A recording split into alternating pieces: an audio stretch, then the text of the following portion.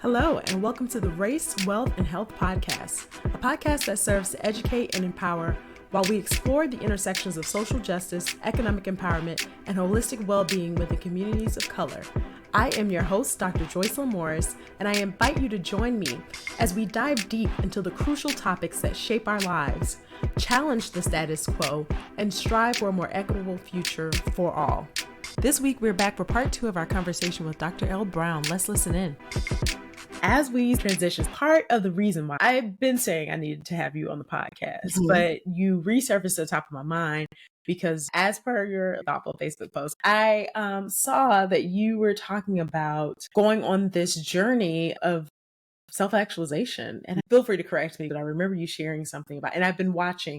So let me take a step back. For our listeners, Ricky 2 is now, how old is he? He's 17. 17, so he's a junior now. I've been watching Ricky 2 and him going to like band camps at FAMU and just like really leaning in, which you mentioned earlier, to his musical capabilities and just being so excited about being in the band, but also being a drum major. And I think you shared something along the lines of just really seeing how dedicated and how focused and how driven and consistent he's been. And one of the things you said, or what I got from it, is that you hadn't quite ever been that driven, that dedicated, that focused.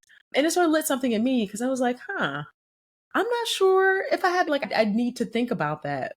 And then what came up, at least for me, I was like, I got to get her on the podcast to have a conversation about this, because you decided to share with your Facebook friends your 30 days to self-actualization and journey. And so you and I had an intro call before while you were in the, I think, literally midpoint thick of it. And we said we were going to circle back after you had these 30 days. So tell us about, like, what was this, for lack of better words, experiment for you? Oof. Oh my God. And it really was a self-study. It was hands down the best experience of my entire life. I promise you. It was something that it built. It didn't just happen overnight. I didn't just wake up one morning and say, oh, I want to go on a 30-day journey. Remember I told you that going back to work was a blessing and a curse? Yeah. One of the things that I consider, and I no longer consider it a curse at the time, but when I started this journey, I did, was I had to heal from the experience of working. I had to heal from the experience of doing something that was unnatural to me, that I had tried to convince myself was natural. So I believe everybody's different. We all have purposes. We all have missions. We all have constitutions. We all have dispositions. And for me, I am more of a free spirit. I'm a nonconformist. And so if you place a nonconformist in a box, in a job, and for 50 hours a week. And even though my work week was only like 37 and a half hours, for me, it was 50 hours plus, because given that I was coming from the space of being my own boss, I calculate all hours. So from the time I woke up to the time I'm getting dressed, I'm driving in my car to get to work, I'm showing up at the job, all of that to me were hours from my life. And I wasn't necessarily productive in that time because, again, I saw myself as a professional and not someone who was necessarily a job or an employee. So with teaching, it's one of those things where you have to be physically there because you are in direct supervision of children. However, not all of your time there is instructional. So like, for instance, I'm working higher ed, we may have a 2.5 hour class, but I'm not talking for 2.5 hours. I'm facilitating learning, but I'm also not physically responsible for the adult learners who are in the room. So my mind, is exploring with them, and I'm in conversations with them, and I'm learning from them. And then 2.5 hours is not a lot of time. So after that, I'm going to go and do a think. Whereas when you're in a classroom, you are with children from the start of the day to the end of the day. So in that space, I did not get a lot of opportunity to think creatively. Yeah. So that meant to me that I gave my mind to an organization outside of mine for 50 hours a week. From the time I left my house, on the time I woke up to the alarm clock, to the time I got to the school back. And then I found that I would have to do things that I normally did in the middle of the day. Like I had to go to the grocery store. I had to get a manicure. I had to still do everything that I had to do when Mm-hmm. all of my time was my own. But I now had to do it in these times that were left over. Then when the weekend came, my house had not been cleaned for the entire week. And I was like, oh my goodness, I don't want to spend my one day that I have off, which is Saturday, to clean the house. So I will end up lounging Saturday, picking up just a little bit just to keep it above messy. Mm-hmm. Then Sunday, as soon as I wake up, it was like Monday, the preset. So it was like, and Yeah. I was like, I don't know how the world is doing this. And then I went on autopilot. I literally went on autopilot in order to sustain that. I could not give my all. I literally could not give my all, because it's one thing when you work for yourself or when you work on project base, you could have these bursts of energy and then you go dormant for a while. Yeah. Then you have this burst of energy and then you go dormant for a while. Whereas if you have to be on for 7.5 hours straight, Yep. you're going to get less of me than you would have gotten if you only needed me for 2.5 hours, because I have to sustain myself that entire day. So Yeah. that is almost like I was pacing myself.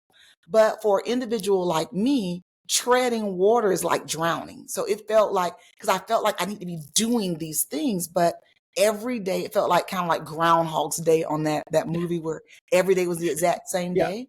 But this is the kicker. So I literally would introduce myself as, people are like, oh, hi. I'm like, oh, I'm Dr. L, but I'll only be here for a year. So I literally would introduce myself to everyone like that. So the last day of school came, and as promised, I've learned the lessons I need to learn. I've contributed the way I felt like I need to contribute. So now I'm going to go back to my life. And the first thing I realized is that I didn't remember how to do my life. The Really? first day that I woke up afterwards, I felt like I was supposed to be somewhere. Mm-hmm. I felt like I was supposed to be doing something. Something. Mm-hmm. I felt like somebody was supposed to be telling me what to do. I did not remember how to be autonomous. I had forgotten. Just in a year's time, my brain had been conditioned differently. So it took me about a year to get past that I didn't feel like my life was cheating. Like I felt like, okay, am I playing hooky from adulthood? But then I'm looking at my revenue and I'm like, I'm actually making more money than I did when I was teaching, but I didn't But I'm feel not like working as but hard. I'm not working. Exactly. But I'm not working. But I'm like, but I am working because I have teams and I'm coming up with ideas. I might be in fuzzy socks. It was the oddest feeling. I don't even know how to put it into words. I But get with it. that, you get it? Thank you for getting it. Well, Yeah. Because one thing I was just really going to add to that, I've been a remote worker since mhm, 2017. So in remote working, at least, there is still quite a bit of autonomy. mhm, And it's to your, even as we go from being an employee to being in management and mhm, scaling up in those roles, your work and what you do shifts. And even though it's a little bit different, I completely can relate to what you're saying, because it's like, okay, I'm not in the cog, I'm not on the ground doing all the things, but I'm the person who's doing the other. But it takes a bit of a mental shift, because we've been conditioned for whatever period of time to be the person executing on all the things, where it's like now we're the person strategizing, and it takes really some shifting away yes. from am I being No, productive, but lazy, but also am I being productive lazy. enough? Am I being It, lazy? it Am I is not because I doing had enough? taken somebody else's standard of whatever competence is or whatever productivity is, Mhm. knowing that I wasn't nearly as productive as a teacher as I am as a business owner. Because Right.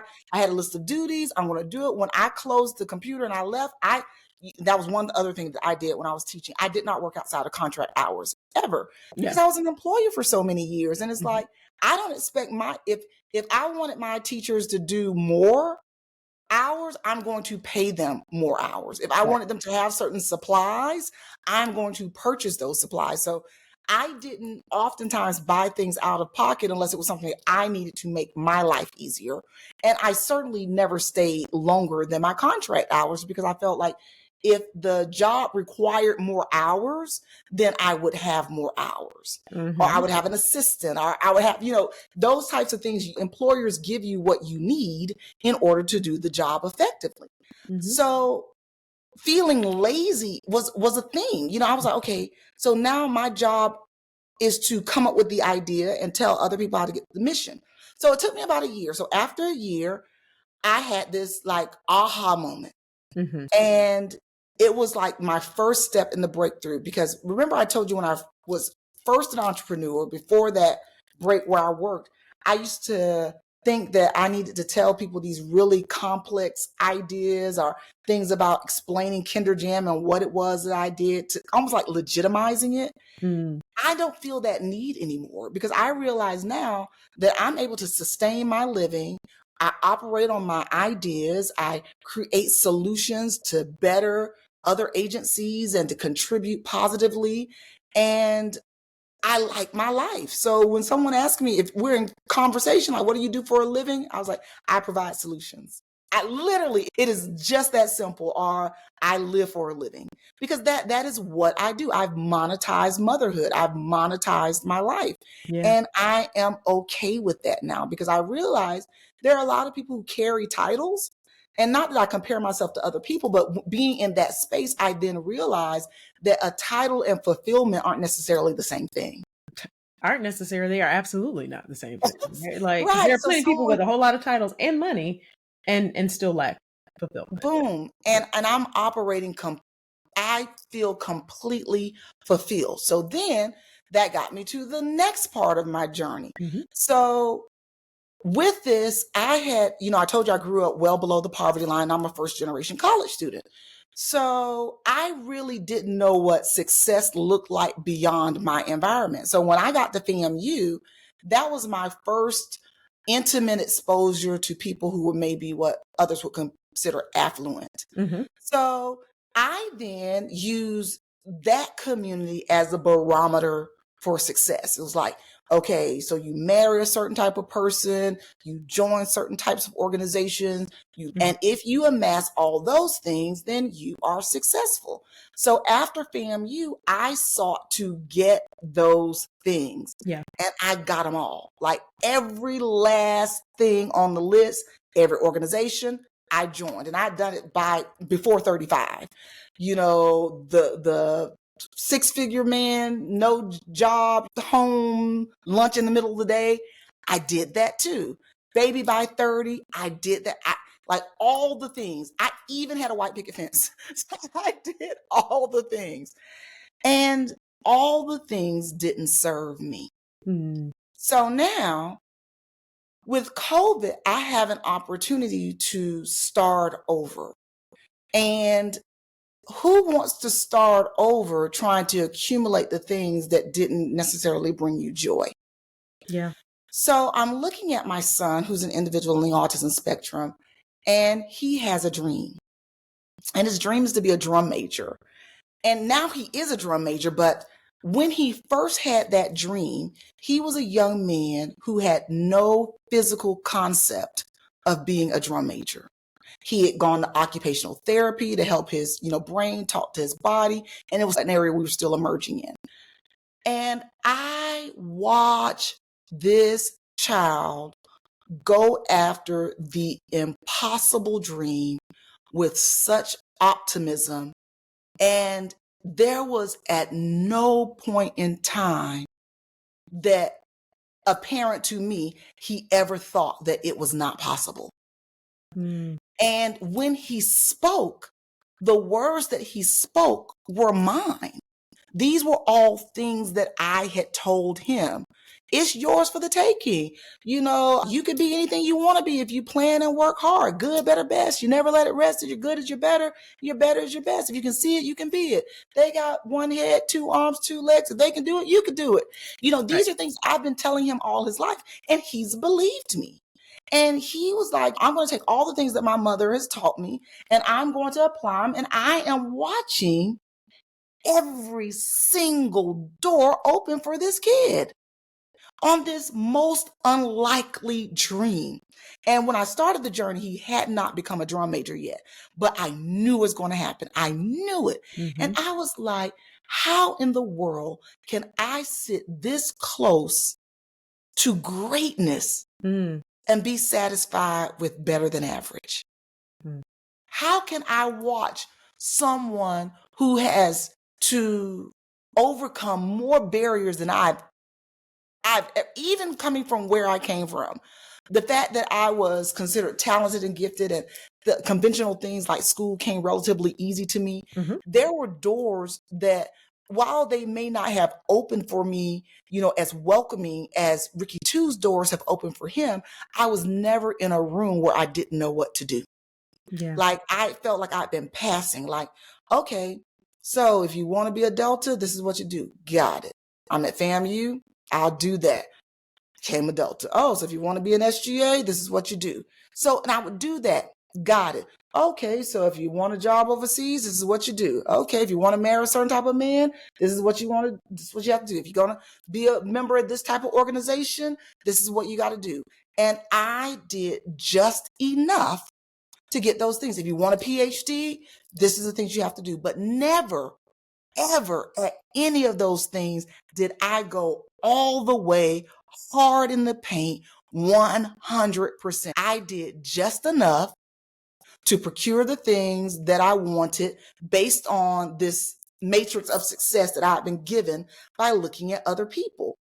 And then I realized, while looking at my son, one of the reasons why I hadn't gone 100% hard on the paint or anything, because there was nothing that I was doing that was absolutely something that I wanted to do. I mean, can you really give your all to something that's not in your soul?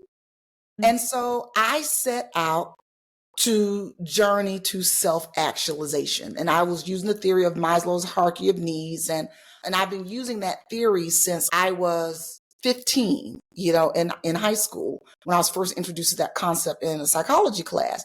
And the reason why it resonated in me is because I did not realize I was poor until I was in that class. Because the way Maslow's hierarchy of needs is set up, it says on the bottom is, your basic need: air, water, shelter. The next level is safety, that's income, housing. When you think about employment, those things that give you that personal security. Then after that is love. You got your love and your attachment, your we-ness, belonging. And then from there you get to esteem, and that's, status, importance. And then after that you go into self-actualization, and that's just being the best that one could be. Yeah. So as a 15-year-old, in most classes you don't talk, but in a psychology class you actually talk. So I'm in 11th grade at this point. And there's only 2 Black students in the class. And it's me and another young lady, and she was pregnant at the time. And so she was pregnant, and I lived below the poverty line. Well, we probably both lived below the poverty line. And we were at a school that was considered, back then it was the European American side of town in Ocala, my small hometown.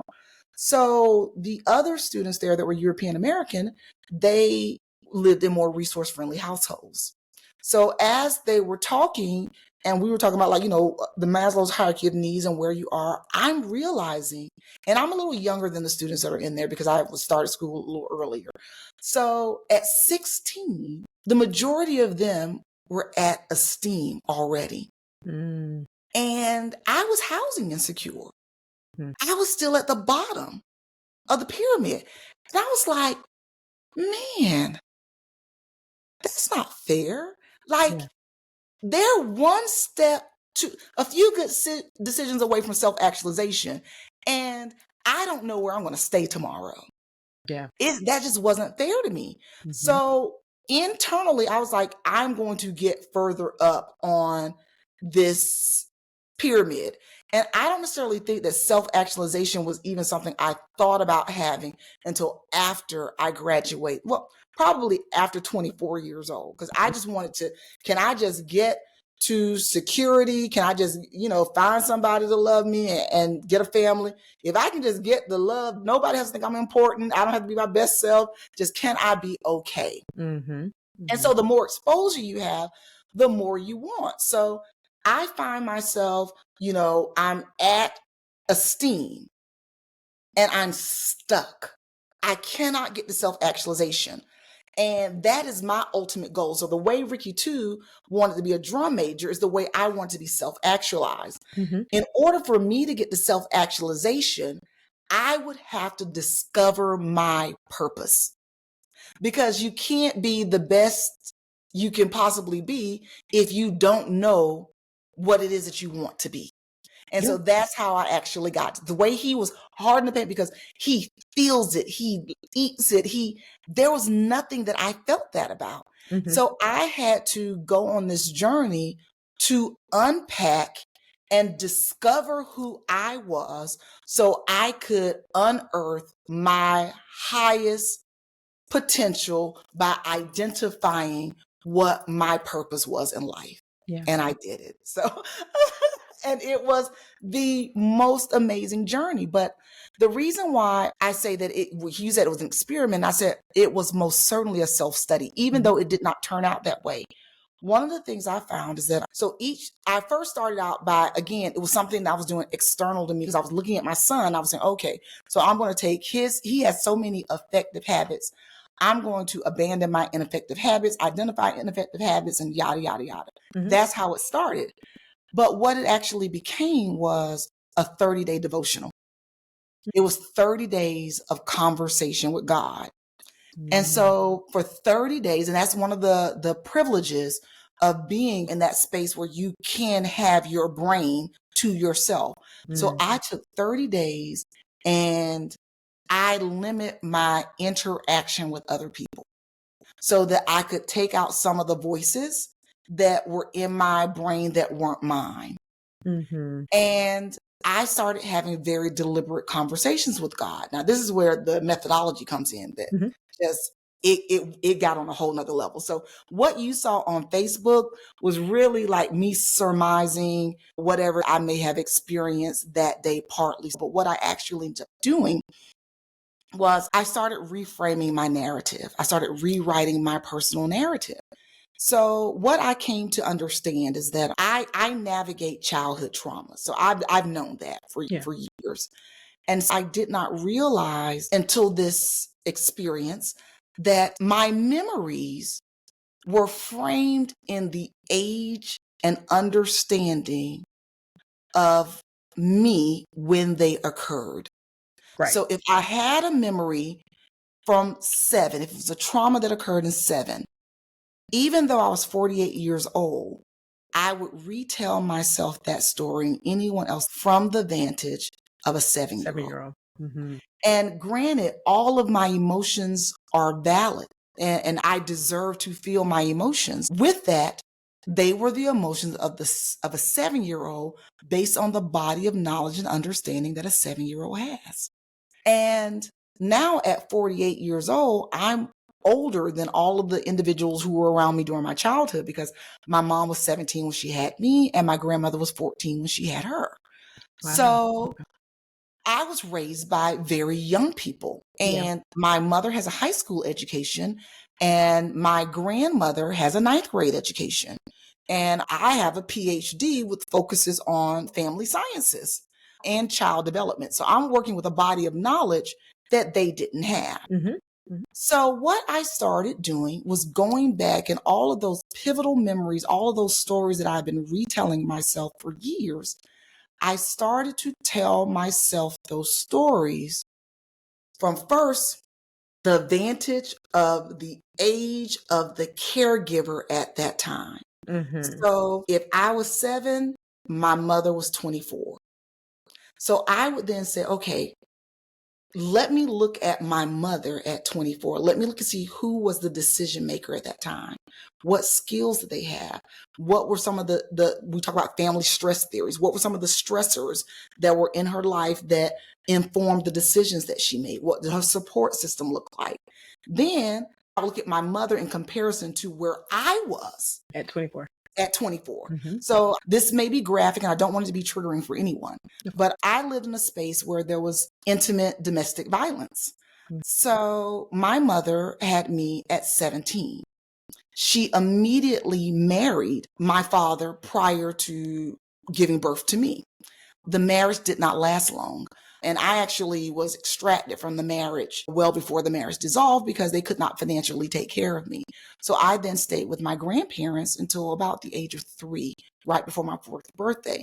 During that time, my mother divorced my father, became engaged to someone else. When that didn't work out, she winds up back at our small town of Ocala, Florida. Mm-hmm. At that point, she's now, if I'm approaching 4, that means she's right at 21 years old. So at 21, she's made an attempt to escape this environment, and now she's back there, which, some people can internalize that as failure.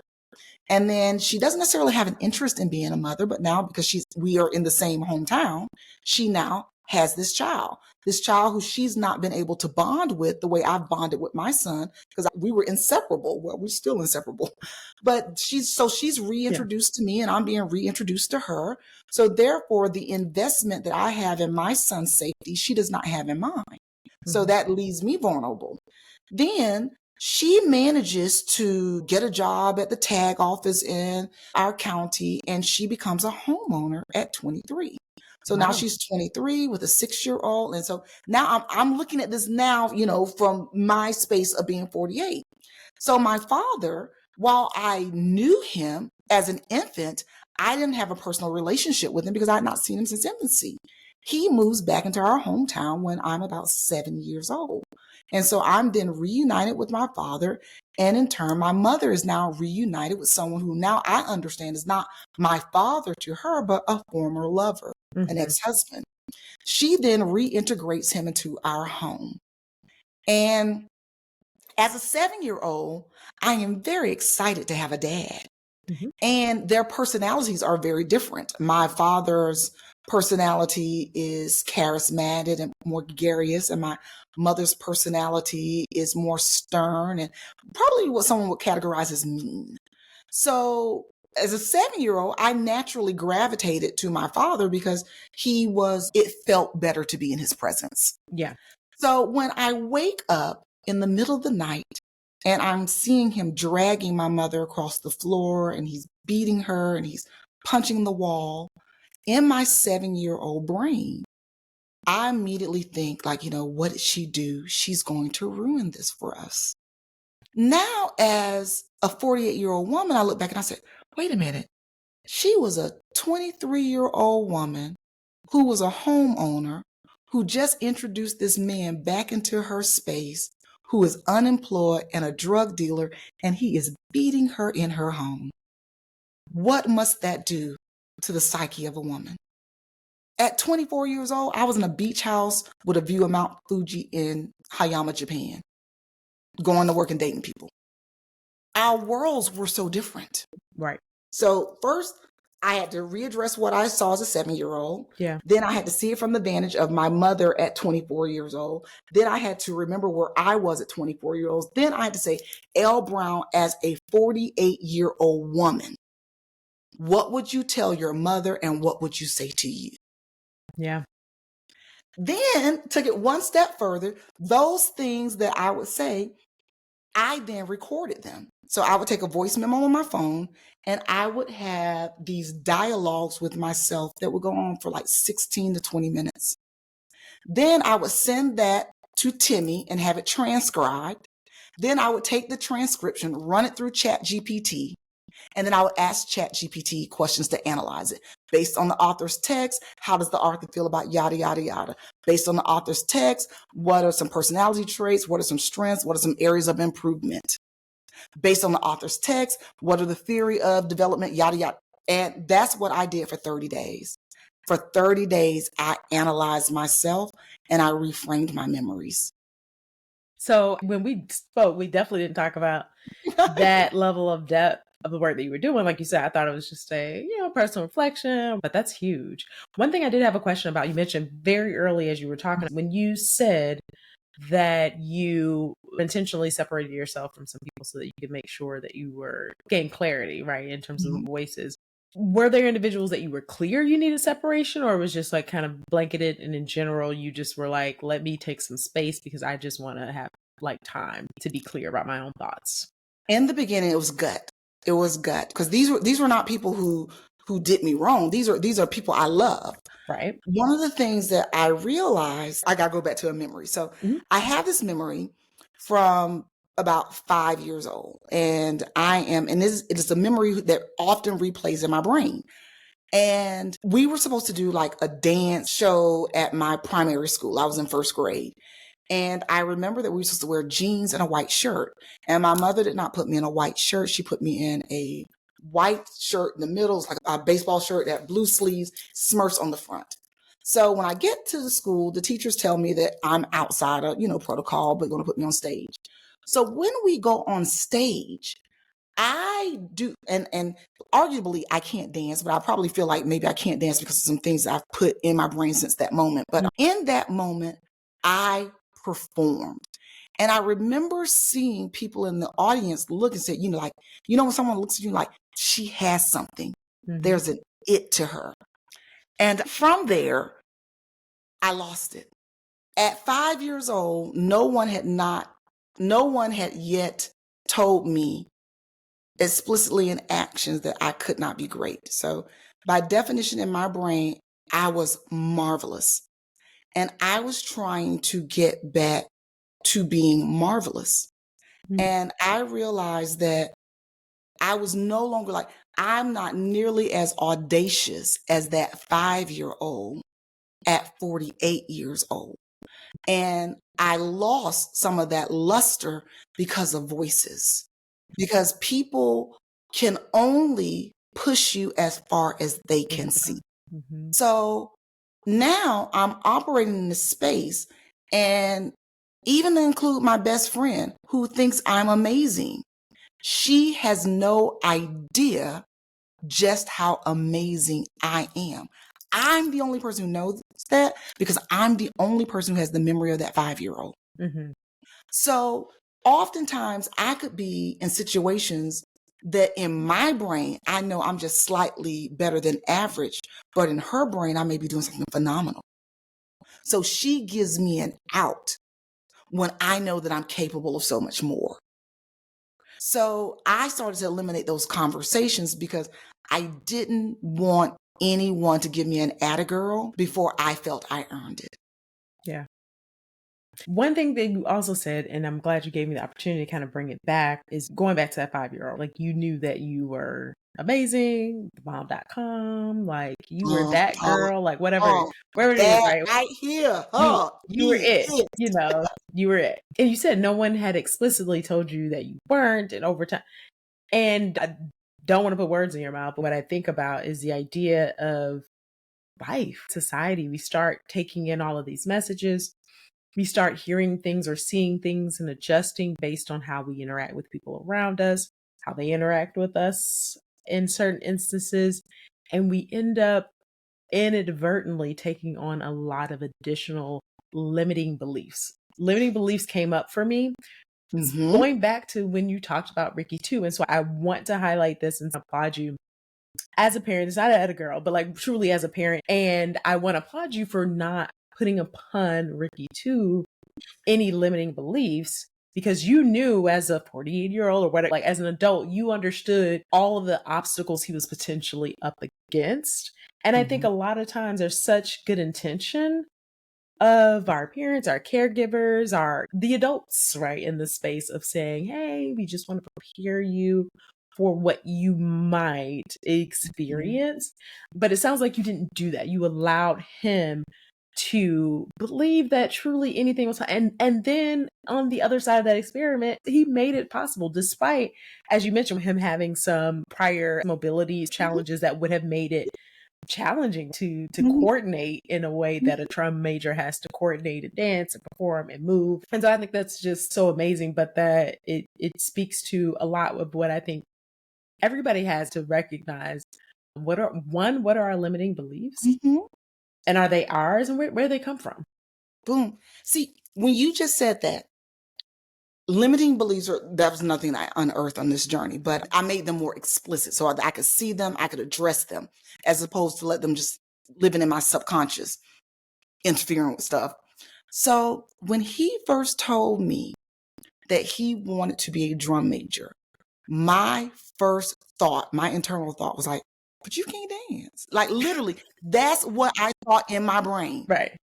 Hand to God. But because of the way I've conditioned myself to parent him, that did not come out my mouth. Mm. I was like, okay. And literally, it was one of those things where I was just like, okay.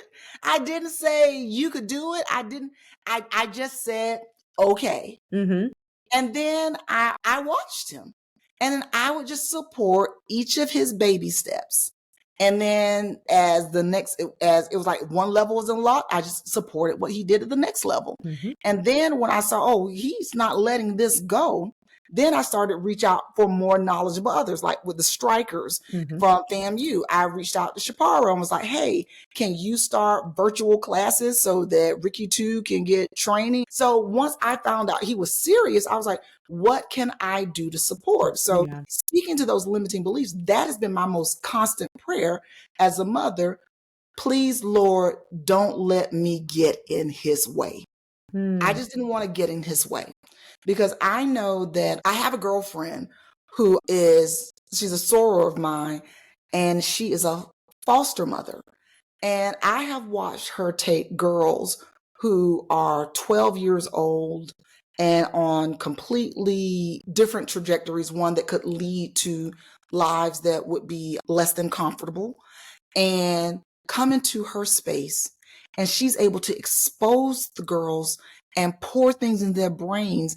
And within 3 to 4 years, I watch complete transformation with these young ladies.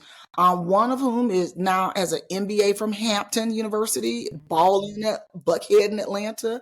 The other one is at VCU now studying education, and she has one now with her who is in middle school here. And I have no doubt that that young lady will go on to do great things.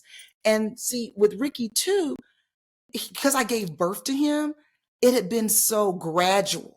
So you don't oftentimes see what you're doing, even when you're working with intentionality, when it's so gradual, because it's innate to me to take care of him. He's a part of me. Yeah. Whereas when I was watching what she was doing with intentionality with these young ladies, and I came into contact with her again when he was about 7 years old, my first thought was like, man, if she had gotten a hold of me, I probably would have been president of the United States by now. But the other thing, I was like, wait a minute. If you see it, you really can be it. Yeah. So let me show my baby everything. Yeah. Let me show him everything. And then when we find his thing, we're just going to go hard in it. And that's what we did. I honestly believe that everyone is gifted, but oftentimes people aren't given the space and opportunity to find their gifts. Yeah. So if I am working, and that goes back to what I said, if you're working in something that's not your thing, you're never going to be great in something that's not you. Because when you think about that sweet spot is the thing you love, the thing you do well, and the thing other people need. So that means you're able to do it effectively. You're able to feel fulfillment while doing it, and then you're able to sustain your life while doing that. Yeah. So not a lot of people get to operate in that space. And it became my goal to allow him to operate in that space. Yeah. I love it. And so 30 days of self-actualization. One, do you feel self-actualized? That's the thing. I'm gonna put this.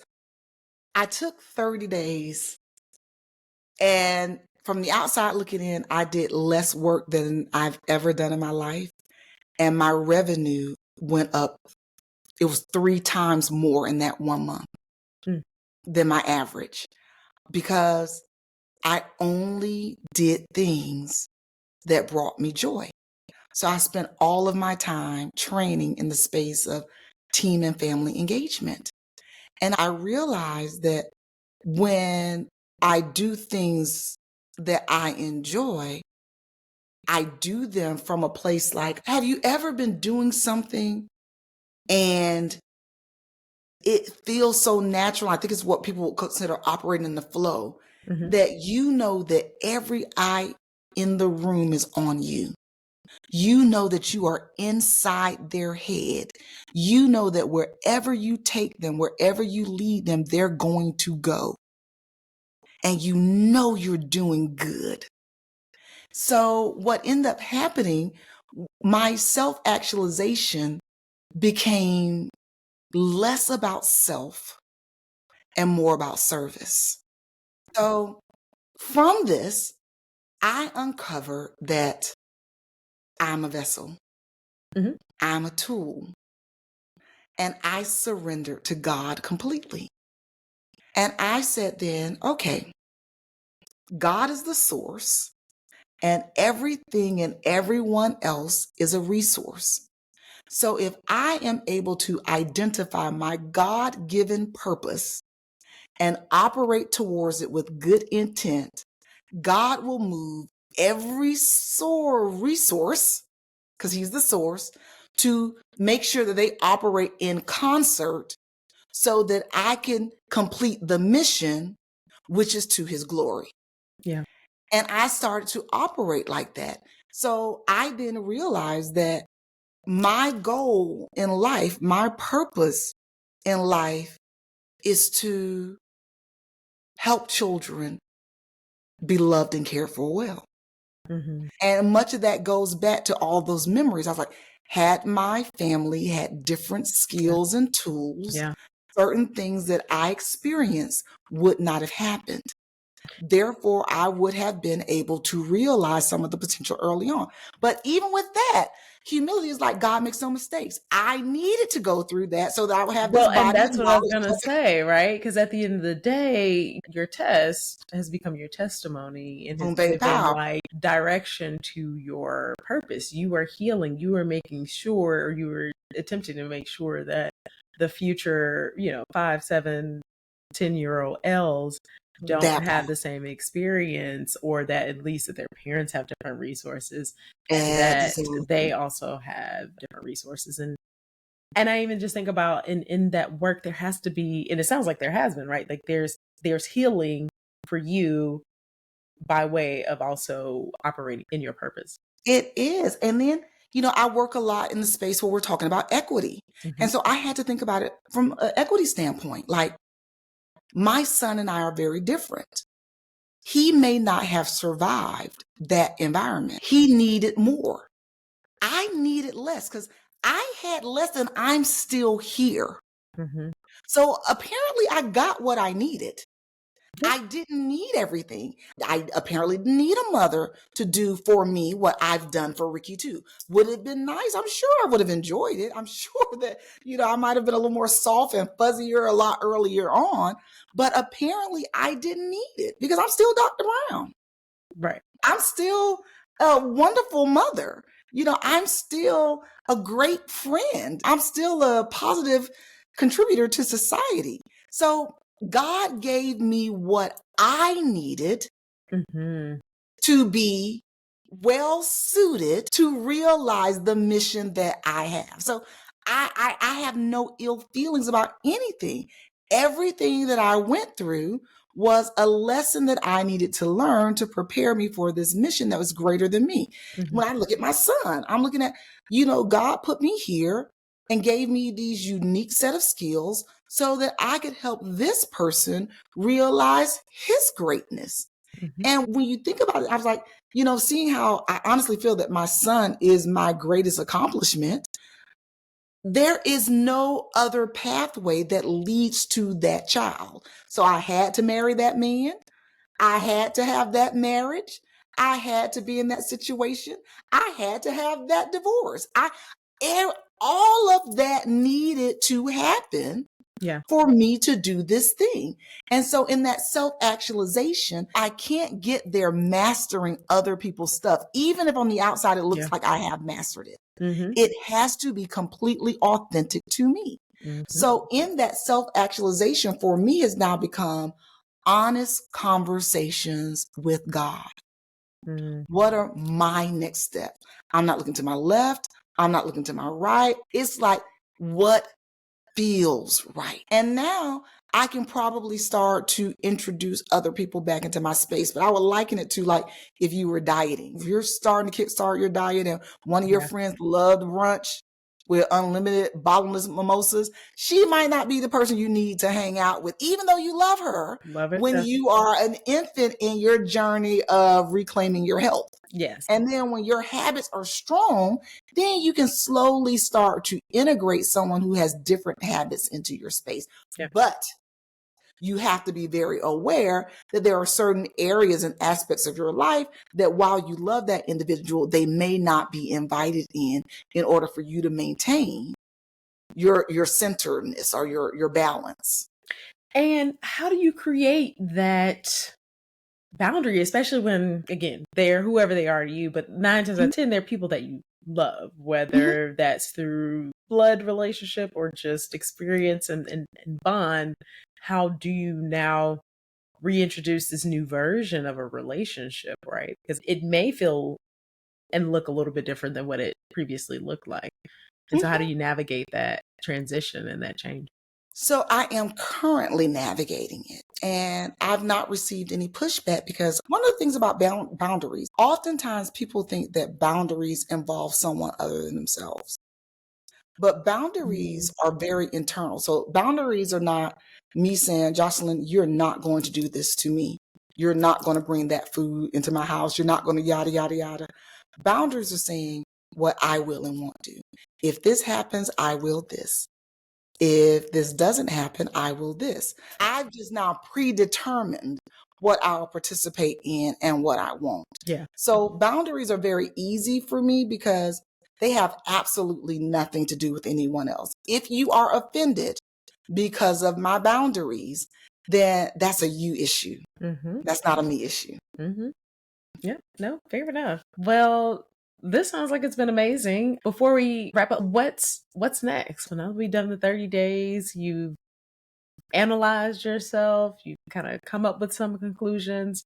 What's next for you? So next is, I thought I was going to start immediately following the journey because what I did each day, I wrote down, like, so whatever I did for the videos, I transcribed them. I got affirmations. I got learning activities. And so I was going to make this book that was going to guide people through their own journey. Whereas by the time I got to about day 20, I realized that this was more of a devotional. And so I was like, you know what? Let me finish my journey, because when you said, have I reached self-actualization? I do believe that's a continual process. I believe if I say I got it, and then, I started doing things I did before. So now I'm working for mastery. I'm working to sustain it. And once I feel comfortable in it, then I'm going to go back and I'm going to revisit each of those modules that I've already written to see if I can go in and does things need to be reinterpreted now that I've had an opportunity to live in this space for some time. Got it. Okay. I can't wait until we get to see that final and finished project. And usually I ask my guests like how they feel like their work and the things that they've had but experience kind of intersect with the 3 tenets of this podcast. But I think we talked about it, right? Like I have something that I must say. Yes. When you think about that, and this came from my analysis of self. So I used to have this thing that I would say after every speaking engagement. I would say, because I'm a renter, because I wanted to keep my child in this particular school pyramid, and the houses here are far outside of my budget on my single income. So I decided to live in this live, work, play community. So each time I would go into an engagement or what have you, and the invoice would get paid, I would have this thing that I used to say, well, got the rent money. And one day my bestie said to me, she says, well, how many months do you think is in a year? Like you got the rent money for the year, like in the first quarter of this year. And so when I was going through this and I'm reframing all these memories, what I realized that while I from the outside, I look to be living a very comfortable life, and it is comfortable. Mm-hmm. I was not focusing on wealth building because I didn't think that girls like me build wealth. Mm. So even though I'm operating with large numbers, I'm still operating with a survival mentality. Mindset. Mm-hmm. And so when people say things like you have to change your mindset in order to move forward into wealth, Mm-hmm. I am living that. So when I told you how my revenue is 3 times higher than it is generally during a non-camp season month, I was like, I'm not hustling. I'm not grinding. Mm-hmm. Mm-hmm. I am attracting. And so I then started having loving conversations with individuals who care about the same thing that I care about. Yeah. And in there became abundance. And so now I have reframed my memories to understand that poverty is not something that I've ever experienced as an adult. Mm-hmm. It's something that I experienced as a child.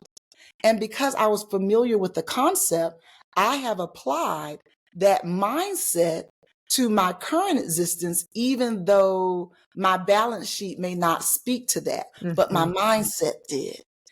I still buy more food than I need because I'm afraid if all the money leave, at least I have food, the light Right. bill paid. Mm-hmm. I was at a space where I could drive down a street and I could see someone who is housing insecure, who is asking for money to sustain themselves, and I could more readily relate to that person. I could more easily see myself as that person. Mm. Then I could see myself as a successful CEO, even though I was already a successful CEO. Mm-hmm.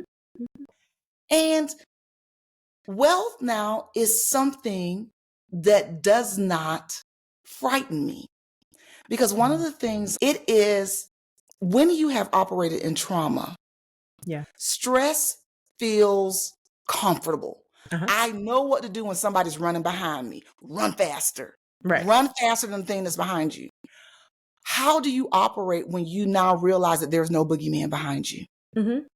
That's where I am now. So with that, wealth and race and health, because I'm thinking it from the standpoint of mental health. Yeah. Absolutely. Race, because of systemic circumstances of Black Americans.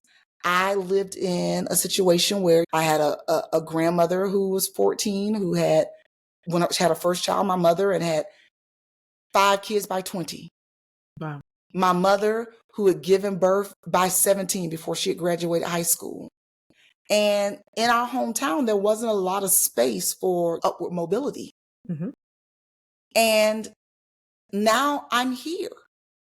And that's one of those things that there is a space, I do believe, in a conversation that needs to be had about first generation college graduates Mm-hmm. who are now in spaces where, it's there. Mm-hmm. Now, what do you do? How do you build? Now that the foundation is there, it's not, because like if I was going to lose it all, I would have lost it by now. I'm about to be 50. I've Yeah. done it on my own all this time. This is life. I've been this way for 30 years. I was only there for 18. Right. But I mean, you bring up a really great point, because I've had a couple of guests on, and one of the things one of them does is around kind of like financial therapy, like unpacking childhood experiences Mm-hmm. and how those have shaped us, and having an understanding of, do we want to continue down that path, or do we want to create a different pathway for Mm-hmm. ourselves, is the work that I think everyone has to do. You're absolutely right. I mean, part of my thought process around creating this podcast was understanding that my upbringing experiences when it came to money and wealth were very different than my peers, right? And I didn't realize that that wasn't the norm until college, maybe. And so, to your point, having a lot of super amazing and successful friends who are doing great things, but due to their upbringing or background, have not made that sort of mental shift and transition to go from a place of surviving to thriving as it relates to their finances. And so I think when I started this journey, it was about minimizing or trying to tackle the wealth gap. And as I've gone more along the journey, it's really just about more equity in education and allowing people, hopefully providing some additional resources for them to be able to build upon to create wealth for themselves, whether that's eradicating the wealth gap, because there's so much systemic things that play in that. But that doesn't mean that we can't still see and have more families of color that have financial well-being. And financial well-being looks different for different people because we're all on different journeys, but at least getting to that place of comfortability, of that place of security, having their basic needs met. And to your point, I think wealth plays a big part of being able to get to a place of It does. self-actualization. It does. Yeah. It frees up a lot of space when you're not thinking about money. And the feeling of poverty could be almost like a phantom existence. Like, you know how, have you ever, like, if someone had a cut or something and they have a phantom pain later, like you feel it, but it's not really there. Yeah. And that's how poverty feels to me. Like sometimes I feel it, but I'm like, girl, you can pay your bills. What are you talking? Why you talking like trying to make it? Girl, what are you talking about? But that's just, it's because it's the way that I came up. Well, if anything happens, I got food in the house. What are you talking about? Like, of course you have food in the house, right? Of course you have food in the house, and nothing's going to happen. You know, like COVID. You survived COVID. You were able to pay yourself for 10 months. You, girl, sit down somewhere and wealth build. Yeah, I love that. And so it sounds like there was some actualization and revelations that you had too around even building wealth. The other thing that sounded like came up a lot in your journey was changing your narrative, right? Reframing the way that you look at your finances, as you mentioned, right? Like you're okay. You're not the L back in Ocala. You are the L that has spent 20, 30 plus years like building business, operating in your sphere of excellence. And you know, now you get to continue to build and figure out how you want to spend the rest of your years. And that's where I am now. And I think that final thought for me is worth, you know, because when you hear those messagings, you think things like girls like me, things like that don't happen to girls like me. It speaks to worthiness. And now I completely understand that as a child of God, I'm positioned to do great things in his honor. And I'm completely worthy. The same way that Ricky too does not have to work to be worthy to me. He just has to breathe. That's the same way I exist on this earth. And I'm able to now show up as me in every facet of life because all I have to do is breathe to be great. I'm made in his image. I'm great already. So when you get over that, am I good enough? Do I deserve this? Can I have this? I don't ask those questions anymore. Yeah. That's why this was the best journey. Yeah. Usually I ask for a quote, but I'm like, that's it. Like, we're worthy. We're deserving. And remembering that and saying it until it becomes second nature, because it's that lack, as you mentioned, of worthiness that keeps us limited. Those are the things that allows limiting beliefs to continue to exist. But this is such a great conversation. Before we finally wrap, social handles, how can people follow you? How can people connect with you? Well, my website is kinderjam.com. That's business. I keep things pretty light, casual, and personal on social media because I believe I speak to a lot of families who are navigating the journey of parenting an individual on the spectrum. So my Instagram is just L Brown. It's just _L_Brown. And then Facebook, I'm L Brown.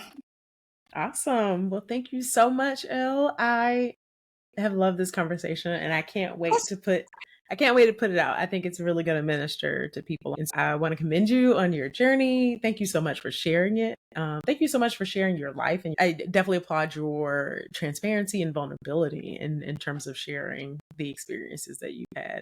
And then not just allowing them to shape who you are, but then using them to then be able to make things better for others. So kudos to you, Elle. Dr. Morris, I have thoroughly enjoyed my time with you. Thank you for having me. Thank you again for coming. Take care. All right. Well, that's all for today, folks. Enjoyed the show? Be sure to like and rate the podcast. You can find the Race, Wealth, and Health podcast on multiple platforms, including Amazon Music, Apple Podcasts, Google Podcasts, Spotify, and YouTube. Be sure to subscribe and turn on your notifications so you never miss an episode.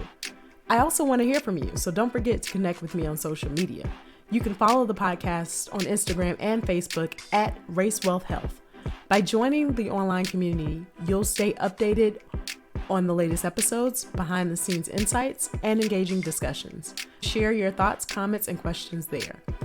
I appreciate your support in sharing the podcast with your friends, family, and colleagues who may also find value in these conversations. Thank you again for joining me on this journey. Until next time, take care, stay informed, and keep up the good fight for equality.